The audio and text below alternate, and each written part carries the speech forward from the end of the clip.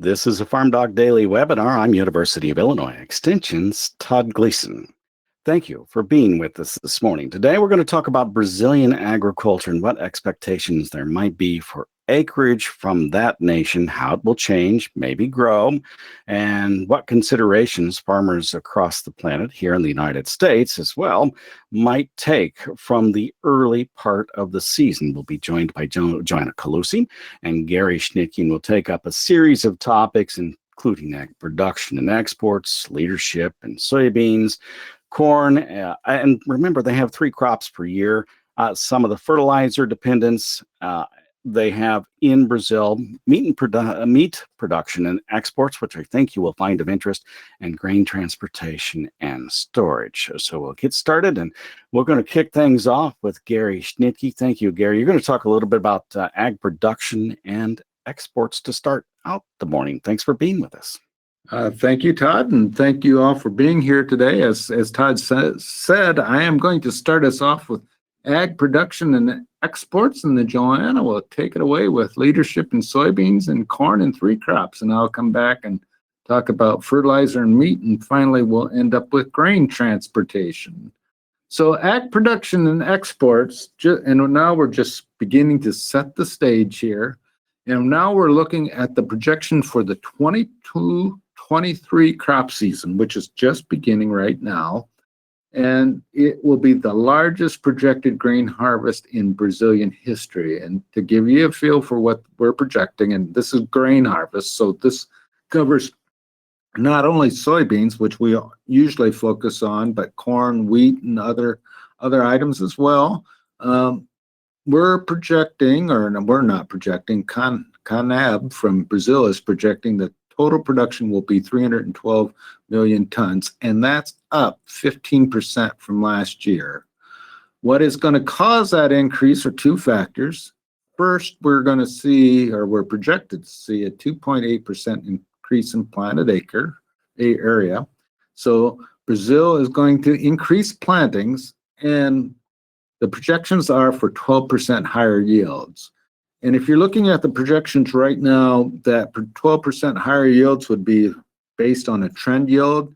And it's important to remember that Brazil had a drought over its southern area that reduced yields, and that also contributes to our now higher prices. Again, projecting 312 million tons. That 312 million tons would be up from last year's 271 million tons. But as you can see, we're showing a graph here from 2004 growing season when it was 119 million tons, going up to the present 312 million. That happens to be a 160% increase in 2 decades.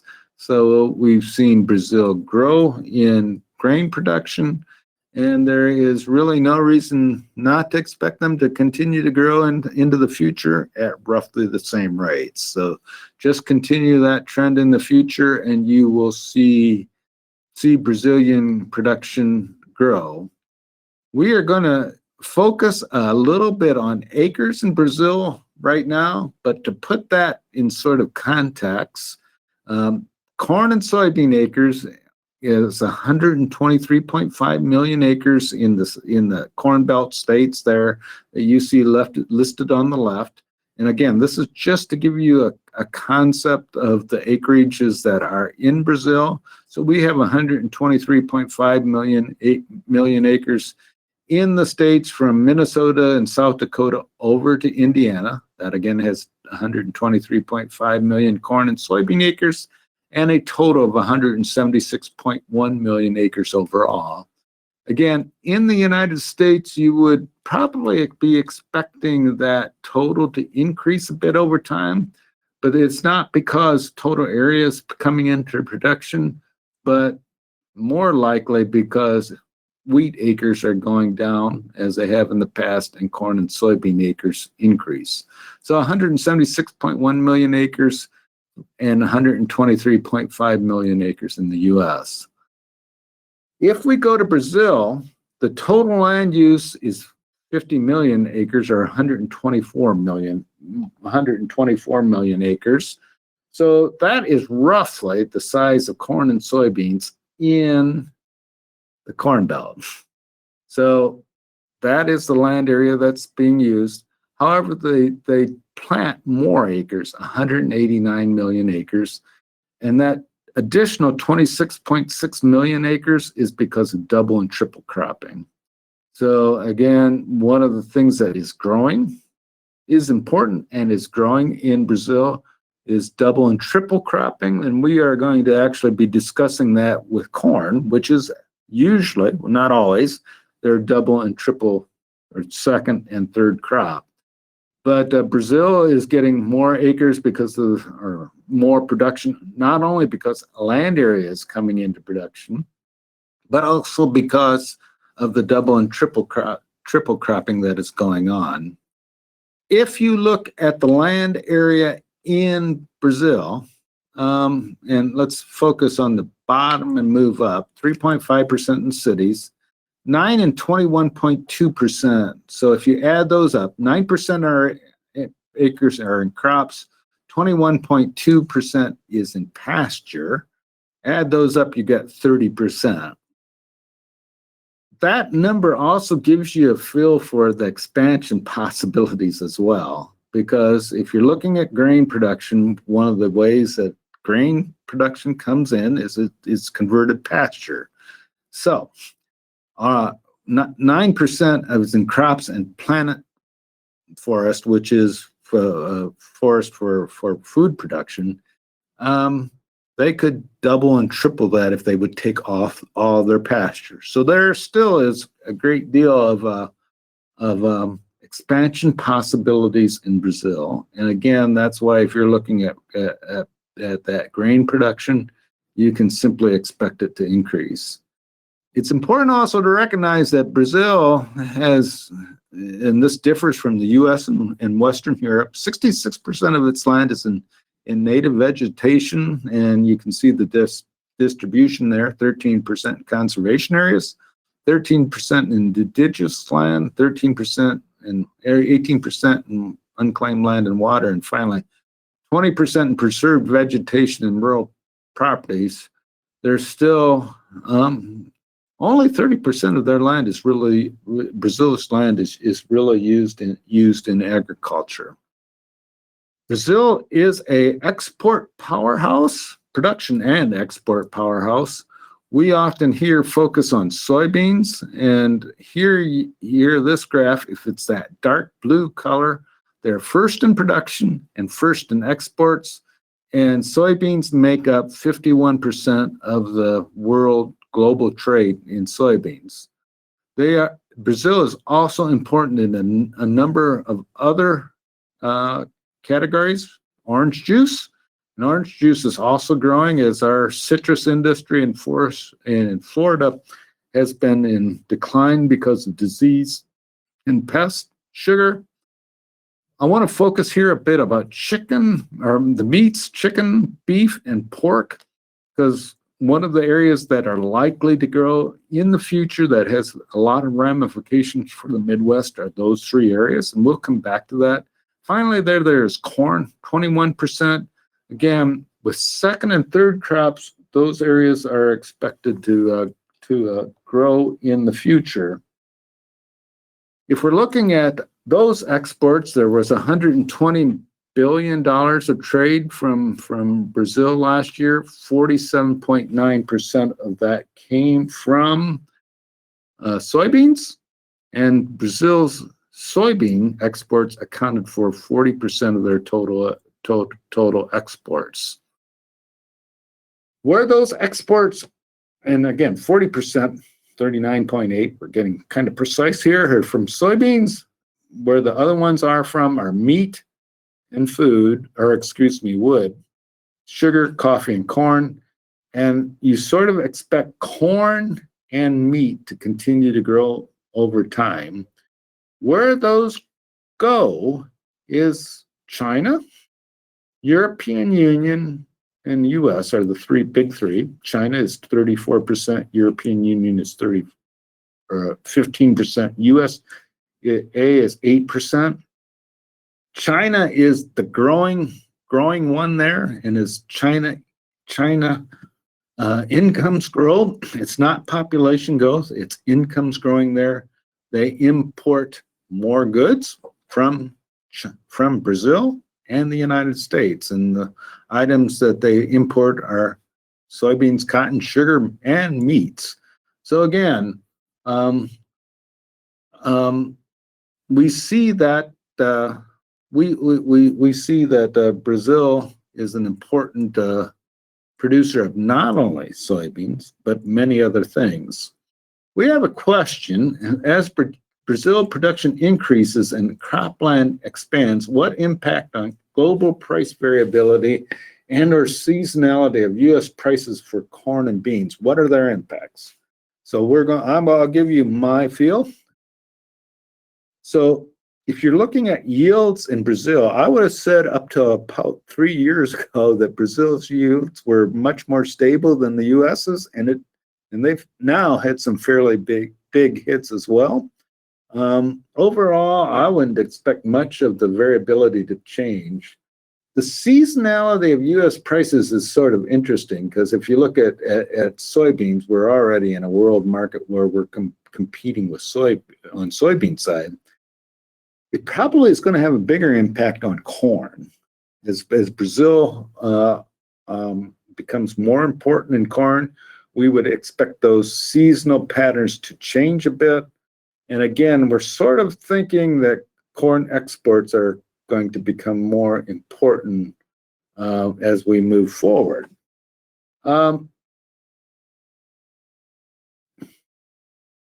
We have another question. Does this make the in-Brazil supply elasticity price responsive, the price determining factor for the U.S.? I'll tell you what, let me think about that word. Well, Joanna takes over on soybeans, but whether or not it's increased in Brazil is a good question. Frankly, as Brazil becomes more and more a larger portion of the market, the relative importance of the U.S. declines. But that isn't to say that the U.S. will ever be unimportant. It's just saying that more and more of our production is going to come from Brazil, world production, then that production there is going to be more of a driver of price than in the United States. So the influence of the U.S. will probably become less. And with that, Joanna's going to talk about soybeans. Yeah, that's a good question, actually. Good morning, Gary, and everyone. And thanks to all listeners for joining us this morning. It's a pleasure to have the opportunity to talk about Brazilian agriculture with you. So I'm going to start by giving you an overview of soybean production and acreage in Brazil in the current crop season. Last month, in September, Brazilian farmers began planting for what is expected to be a record-breaking soybean harvest. Brazilian soybean acreage is expected to grow 4% to 106 million acres. This soybean production is projected to be more than 5 billion bushels, 21% higher than last season, according to the data from the National Supply Company, the CONAB, released this morning in Brazil. Most of this increase is expected to be as a result of the conversion of pasture to accommodate soybean planting. And if the weather cooperates, average yields are expected to be 17% greater than last season, when a severe drought affected the southern states in Brazil. You may remember that. So Brazilian farmers are motivated to plant more acreage, especially because of high prices and profits last season, depreciation of the Brazilian currency relative to the dollar. The exchange rate today is around 5 reals to one US dollar. And the expected margins for soybean remain positive despite the rise in production costs, driven mainly by a spike in fertilizer prices at the beginning of the year. Now, moving on to the soybean trade. Brazilian soybean exports from February 2023 to January 2024 are forecast at 92 million tons, a 22% increase from this season's estimated shipments.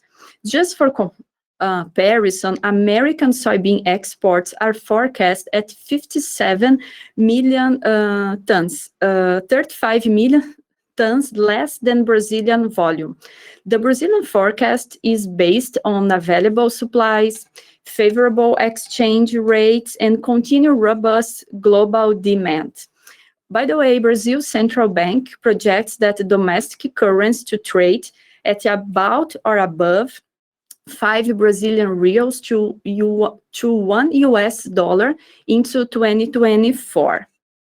Now, take a look at soybean distribution in Brazil. 3 states in the Midwest, Mato Grosso, Goiás, and Mato Grosso do Sul, and 2 southern states, Paraná and Rio Grande do Sul, represent 75% of soybean production in Brazil. Brazilian farmers will expand soybean production mostly into the north and northeast, especially in the Mato Piba, a region formed by the Brazilian state of Tocantins and parts of the states of Maranhão, Piauí, and Bahia.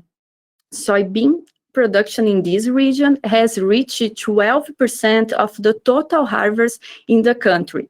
The expansion of soybean to Mato Piba occurred mainly due to the low costs of land compared to the Midwest in the south of Brazil, more consolidated areas in Brazil. Nowadays, the Mato Piba is considered the main agricultural frontier in Brazil, and it's not located in the Amazon, just to clarify. By the way, there is a lot of misinformation about that, but we need another webinar just to talk about environmental in Brazil. Let's continue talking about soybeans. Brazilian producers have also been increasing soybean yields, and you can see in this graph that compares Brazilian and American yields. In recent years, Brazilian yields have surpassed American yields several times. The exception was last season when a drought affects the southern states in Brazil and the yields dropped. So now I'd like to talk about corn production in Brazil. The same soybeans, I want to start with the current situation. Brazilian corn acreage is expected to grow 4% this season to 55 million acres. The corn crop is projected to set a record of 4.9 billion bushels, an increase of 10% over the previous harvest. It's important to say that we are talking about the total corn production in Brazil, first, second, and the third crops. In 10 years, for example, from 2014 to 2023, production of 3 corn crops should increase 57%, and the acreage should grow 40%. High domestic and global corn prices are the primary drivers for the expand corn planting area in Brazil. The net operating margin for corn in Mato Grosso, the largest corn producing state, should decrease from 90% last season to 7% this season, according to CONAB. The rise in the price of fertilizers is one of the main factors for the increase in production costs. Gary will talk more about fertilizers soon.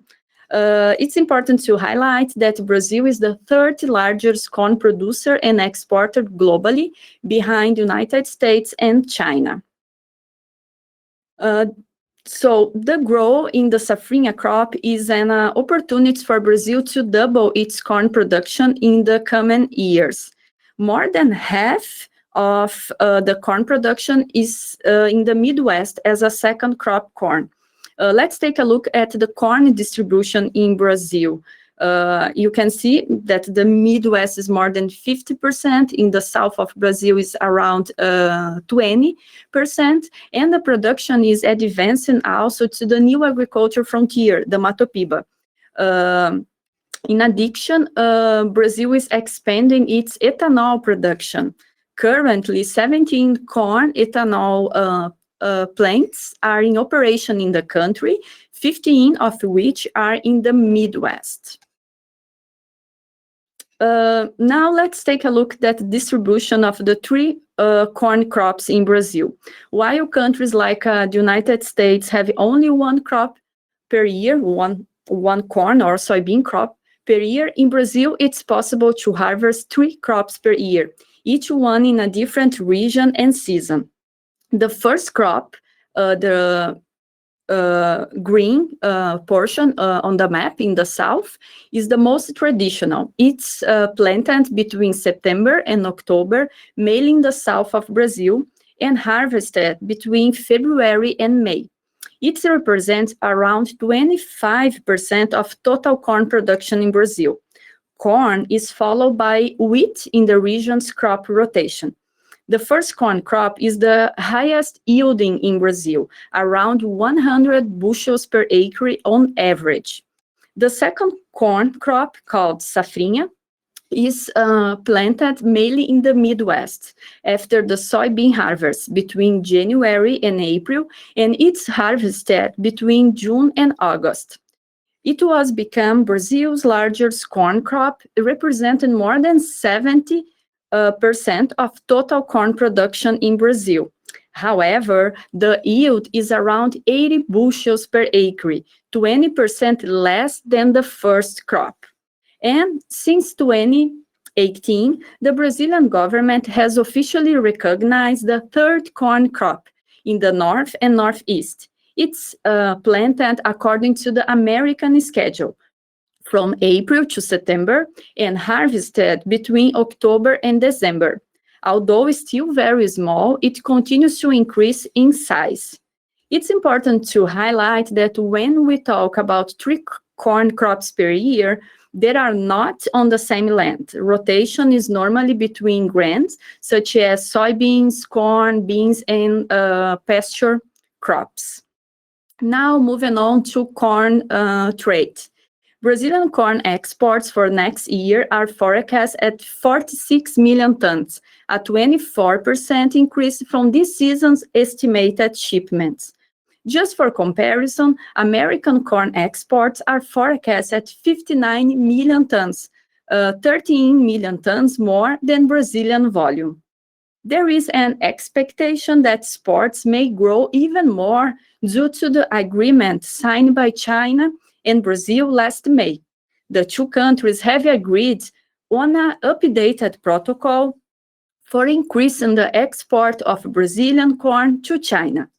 China is taking steps to accelerate imports of Brazilian corn. Therefore, increased shipments from Brazil may still happen this year. Now, one question for you of listeners. Please answer. Yeah. So how much do you expect the Brazilian corn to exports to influence the U.S.? Joana, so tell me, safrinha corn is a relatively new phenomenon in Brazil? The increase happened especially in the last 20 years, since the beginning of 2000. After that, if you look the map of the second crop, you can see in the 90s, the first crop was the most important in Brazil, but in less than 30 years, this changed completely. For example, today, the second crop corn, safrinha, is more than 70% of the corn production in Brazil. And this trend will continue for sure, because the farmers have the opportunity to do the 2 or 3 crops in the same land. So when you think about Midwest, for example, the first crop, the farmers planting soybean in the summer. In the second crop, they planted corn, the safrinha, in the winter. So they don't need to choose between corn and soybean. They can do both in the different seasons. By the way, that's 95% of you say yes, and 5% say I don't know. So no one said no. Just out of curiosity, Mato Grosso, where soybeans are grown, that is also where we see second crop corn. So transportation is important. Can you continue? Can you do that year after year after year? Soybeans, corn in one year, then the next year soybeans and corn? Yes, because you have a rotation. Yeah. All right. So that is likely to be a large, as our audience told us, likely to be a large influence in the future, and as Brazilians get more experience with that, we would expect those yields to increase and the acres to increase. And also, as we'll see in a minute, the transportation system is playing into that as well. We're going to turn now a bit to fertilizer dependence, which was and still is a big deal because of the Ukraine-Russia conflict. There was concern that certain areas of the world, and as we'll go over, Brazil imports most of its fertilizers. So there was concerns that the Ukraine-Russia conflict would cause reduced flows of fertilizers from that part of the world, primarily Russia, and that would cause shortages in Brazil and other places. It most definitely, the Ukraine-Russia conflict has increased the cost of fertilizers, and you can see that on this slide. And if we're looking at 2022, 23, we're seeing that the share of the expenses associated with fertilizer has gone up quite dramatically in the last year. The price changes that we're seeing, or price increases that we're seeing in the United States, are also being felt in Brazil. So everybody's feeling the same thing, and that has caused that share of a fertilizer cost to increase for Brazil. One of the concerns again was whether or not Brazil, which does depend quite heavily on imports, whether they would have imports for the coming crop and whether those would be sufficient for the upcoming season. As you look at this, one of the things that you will notice is that this is the monthly imports, and we're just comparing here 2022 to 2021. If you're looking at those blue bars from January, February, March, we had a decline, but the bigger thing to note is that, again, Brazil imports 85% of its fertilizer. It did not, let's say that again, did not have supply problems for this year. Between January and September, Brazil imported a record amount of 30.4 million tons of product, and that's a 4% increase compared to the same period a year ago.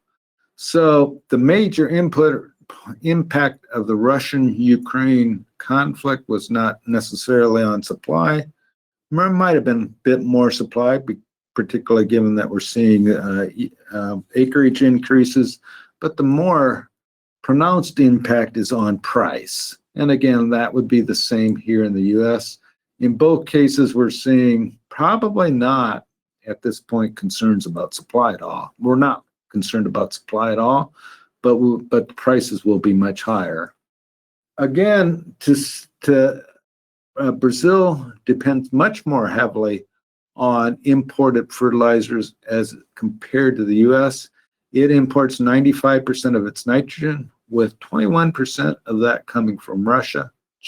China accounts for 20%. Again, economic sanctions were placed on the Russians by U.S. and Western economies, and Brazil and others sort of ignored those, I guess, is the best way of saying that. Those sanctions have been a bit more fluid than perhaps the U.S. administration would like. Phosphates, 75% were imported. Again, you can see Russia and Morocco. Morocco is a major supplier of phosphates, and potash. Our friends up in Canada also supply much of the potash for us and Brazil. And Russia, again, is a major major importer of those. If you're looking at Brazil in terms of fertilizer consumers, Brazil ranks 4th in nitrogen, 3rd in phosphates, and 2nd in potash. Again, going back, those all sort of make sense, or do make sense, if you think about bringing on land into production in Mato Grosso and the issues associated with bringing fertility up, in particular on the potash side. You see that potash is a major use. Brazil is also a major user of phosphates. Phosphates and potash are needed for soybeans. And nitrogen is more on wheat, corn, and other non-legumes. And we would expect to see Brazil grow in fertilizer use as they continue to grow more corn. But again, Brazil is a major user of fertilizers. They rank ahead of the United States in terms of phosphates and potash. And again, if you look at soybean acres, that sort of makes sense. But behind us in nitrogen. Again, Brazil is responsible for 8% of the global fertilizer consumed, and it is a major, obvious importer of those commodities. There is a plan to lower dependence on fertilizers, and Brazil announced that after the Russian invasion of Ukraine. And they instituted a plan to lower its dependence on imports. Again, if you think about Brazilian agriculture and what is critical there, having those imports does present strategic issues. The plan is to reduce it from 85% to 45% by 2050. That actually would be a large increase in domestic production. Probably a reasonable plan, though, given the length of time, but still would be a stretch goal. And that plan includes a new tax policy and provides support for private firms to expand fertilizer production capabilities. So we'll see where all that goes. And again, we would expect Brazil to increase its production of fertilizers. And those incentives also call for the increase in use of organic fertilizers. We are going to turn to meat now, meat production and exports. And we have put this in here specifically. We often talk about soybeans, but not meat. Soybean use is tied to meat consumption and meat production. And if you look at soybean exports from the United States, much of the driver in the past has been going to China so China could increase pork and poultry production. Sooner or later, China may run out of capabilities to grow all of its own meats, and then we'll be looking at imports. So that is a growth area in the future, likely growth area in the future, if China keeps growing. If China keeps growing, and if you're looking at their income on a per capita basis, that is quite possible. If you're looking at beef today, Brazil is the largest exporter of beef, 22%. India ranks right up there, which may surprise me, actually. India is a major beef exporter, and the United States is 13%. So Brazil and the United States are competitors, as well as Australia and Argentina. So it's the largest beef exporter, and that has been the case since 2015. And again, this high demand for beef is coming from Asia. We're moving that beef to China and other Asian countries as they increase their incomes and consumption. Again, if you're looking at it from a value-added agriculture standpoint, keeping the corn and soybeans within country does add value. Here are the top 5 markets for Brazilian beef exports. China, United States ranks up there, Hong Kong, Chile, and there's Egypt. Chicken. Beef is the world's largest exporter of chicken. So we see again that beef is a large producer and exporter of chicken. Brazil, 35%. United States is right there at 25%.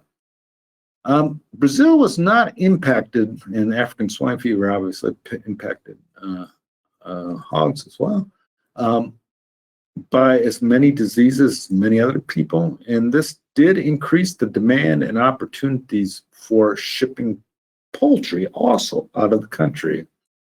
Brazilian top export markets are, you'll see some familiar names there, with China being the familiar name, Saudi Arabia, and Japan. So Brazil, and again, both on the beef side and the poultry side, we can expect Brazil to continue to grow, and that will continue to be a competitive market for the United States. Pork, similar story. Brazil ranks lower, 11.4% of exports by the countries. EU is actually the number one, 40%. EU is a big pork producer. United States ranks in there at 25%. Again, we would expect to see Brazil grow over time. Brazil's swine sector benefit from, obviously, again, China's growing demand. We sound like a broken record here. And the growth has also resulted from increases in price. And also, Brazilian consumption of beef increased during that pandemic crisis. So why that is a good question. Because people decrease the consumption of the beef. That's most expensive than pork. Yes. So they migrate for cheaper meats, like a pork. All right. So if we're looking at market outlook in Brazil, we see, we're thinking that we'll see increase in beef production, and that's motivated by high prices and strong demand and likely records in exports. We will see, as all the cases all over the world, increasing production cost, feed cost, as our grain prices remain high. Those costs will remain high, and unstable weather, as it does all over the world, could challenge producers. One other point here is the exchange rate is right now 5-1 Brazil real to the US dollar, and that does boast the attractiveness of all Brazilian commodities, including meats. Here is a view of that exchange rate over time, and you can see there that's over 5 now, and has been for the last little bit. The US dollar continues to strengthen in recent time, and it may seem sort of odd, but the US economy is still probably the strongest one out there. And as the Fed increases interest rates, that actually has the impact of increasing the attractiveness of the US dollar. Over time, that increase in the exchange rate favors Brazilian production, and it's probably a longer run sort of thing, because if you think about production in any given year, it's fixed till you make production decisions. So this is a more long run sort of thing. We're now going to turn to transportation, and we'll turn this over to Joana again.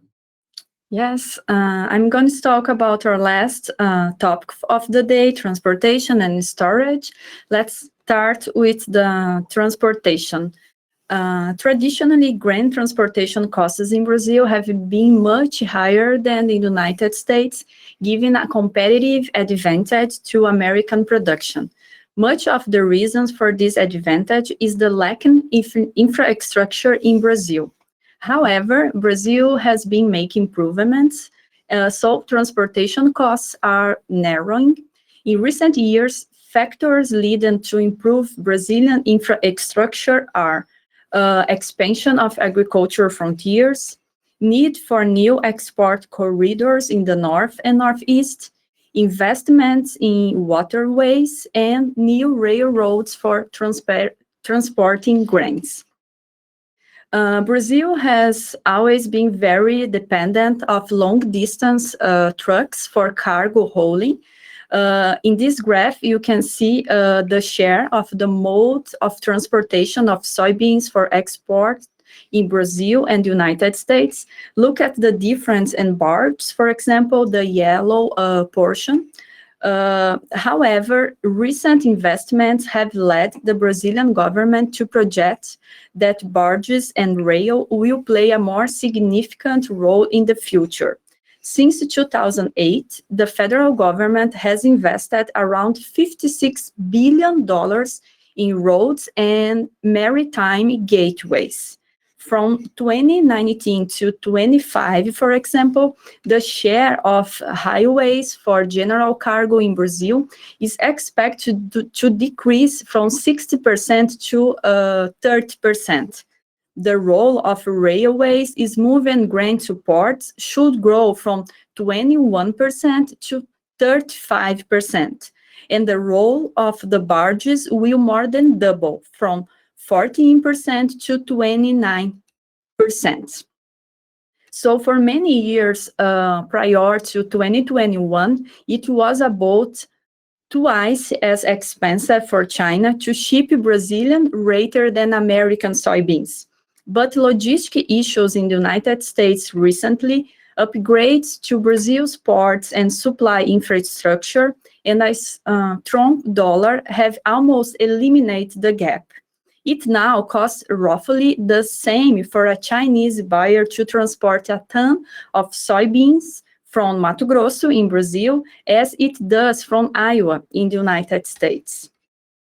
That's a big difference if you look past and look the situation today. The American advantage of Brazil is shrink in relation to transportation, like we saw. However, the same can't be said for grain storage. Look at the difference between the expansion of grain production and storage capacity since 2010 in Brazil. While the total grain production has increased more than 80% from 2010 to 2022, the storage capacity has increased only 32% over the same period. This difference caused a deficit of 90 million tons of grains last crop season. And if a new record is reached this crop season, the deficit of storage could be even higher, more than 100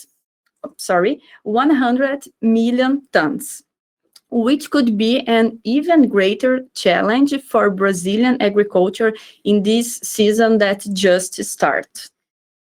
Now, before we finish your presentation, I would like just to mention some topics to keep an eye on over the next few years when you think about Brazilian agriculture. The potential for increase in safrinha corn, the second crop. Brazil has emerged as a challenger to the US in corn production, expanding ethanol production in Brazil, environmental issues and the carbon market, Brazilian exchange rate fluctuation. These represent challenges and opportunities, and political instability facing a presidential election this year. By the end of this month, we will know the Brazilian president for the next 4 years, Bolsonaro or Lula. In summary, Brazilian agriculture has some advantages over American agriculture, such as available land in new agriculture frontiers, possibility to harvest up to 3 crops in the same year, favorable climate for agriculture in the majority of the regions, opportunities to increase the yields and grain production, and younger farmers leading the adoption of new technologies in Brazil. We have a new generation in Brazil leading this adoption of the technologies in small and medium and big farmers in different regions in Brazil.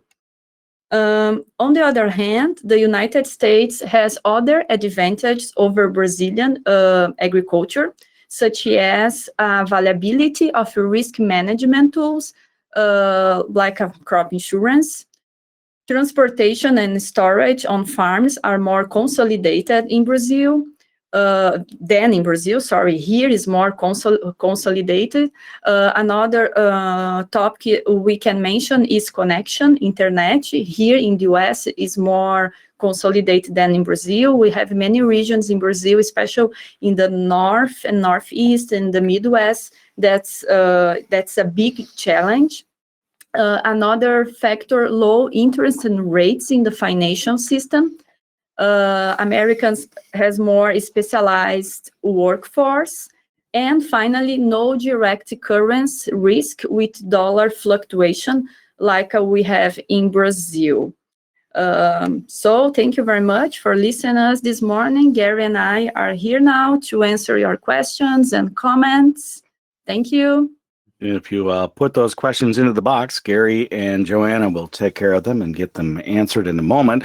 We do remind you that there are a couple of upcoming webinars as well in this series of 6, which you can find on our website at farmdocdaily.illinois.edu. Look for webinars and then the archive, and I'll give you some more information on that in a moment. The 2 that are coming up still, first, Brad Zwilling of FBFM, Illinois Farm Business Farm Management, will take up machinery investments and farm financial trends next week. I've seen part of this conversation in a meeting he had with the FBFM folks yesterday. It should be some really good information. I hope you will join us then. Again, that's Thursday at 11 next week. And the final one in the series will include Krista Swanson and Nick Paulson on October the 20th. Again, Thursday at 11 a.m. You're already signed up if you're here.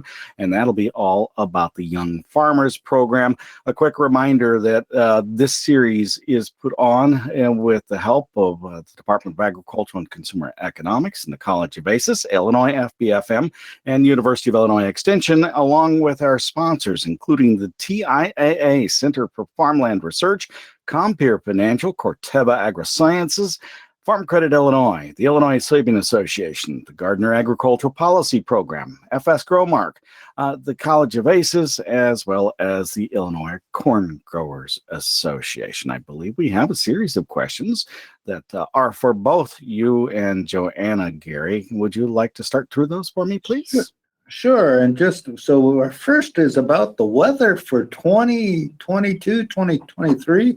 Joanna just was back in Brazil last week. She defended her PhD dissertation, and she is a newly minted PhD and will be with us for the next year. So we're very happy about that. Oops, I did that myself. Congratulations, by the way, Joanna. I saw that. Thank you Fantastic. so much. Yeah. So, Gary alluded to the weather there. So what was the beginning of the weather like? So in the last 2 seasons, we have La Nina in the effect of La Nina in South America. In Brazil, there is now a 3rd La Nina consecutive. In the 50 years, this happened just twice. This is the 2nd time that this happened. But so far, the forecast is that La Nina will be weaker than last year.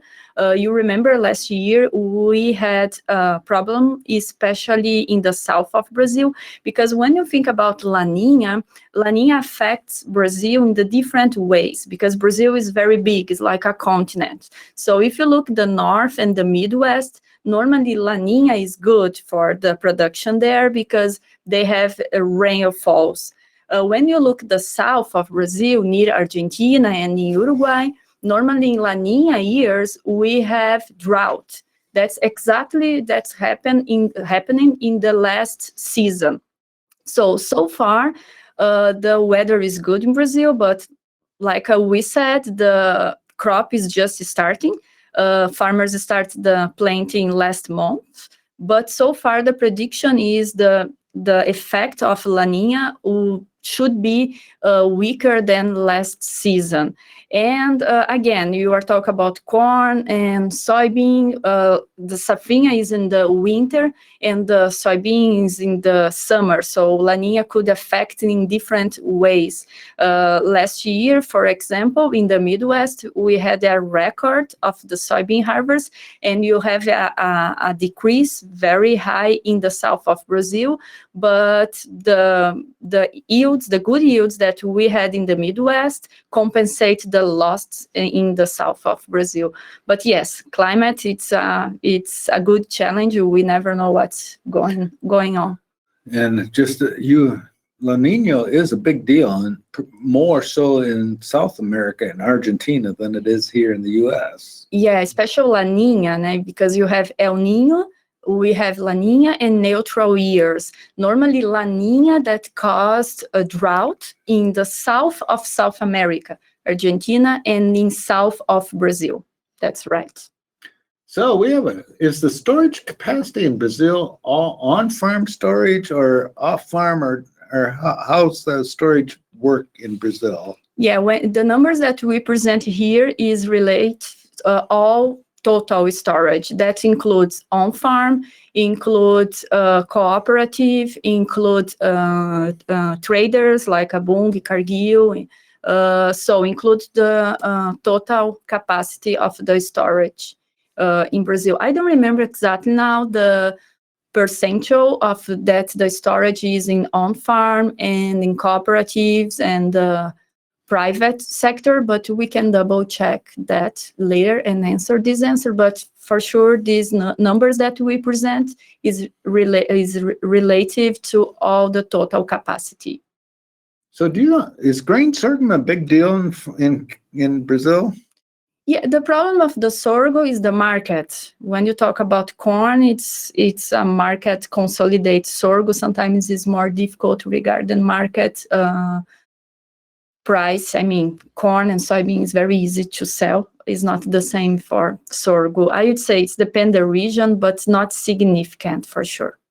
And you're not expecting any switches. I mean, no one's expecting La Nina to be a permanent sort of thing, I guess is the question, or shorter or drier season. Yeah, for example, the forecast that CONAB released this morning show a little 1.5 decrease in the corn acreage in the first season, probably because of La Nina. So some farmers maybe prefer go to the soybeans because we know that corn is more sensitive at drought than soybeans. So in the year that we have La Nina, maybe it is better to plant soybeans than corn. But of course, it's depend the region. It's depend if you have irrigation. It's depend your rotation the last year. I think we have answered all the questions. Thanks, Joanna. Todd, do you want to take us out of here? Are you here, or should I do this?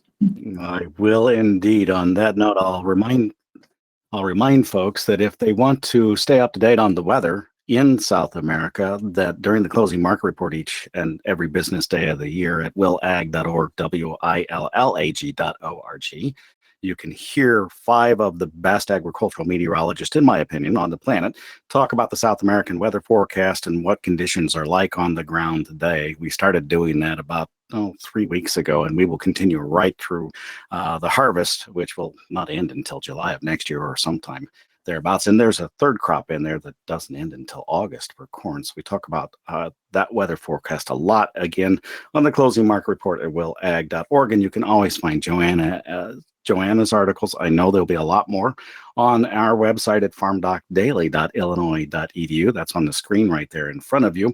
And if you want to hear and watch this particular program again, Jim Baltz, who's behind the scenes, will take care of that very quickly and post it not only to the FarmDoc Daily website under webinars and archives, but on the YouTube channel, which is easy to subscribe to. Go to youtube.com/FarmDoc video.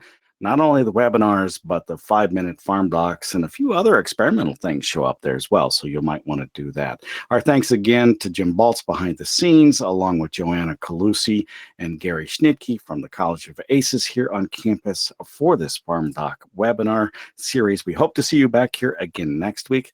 I'm University of Illinois Extension's Todd Gleason.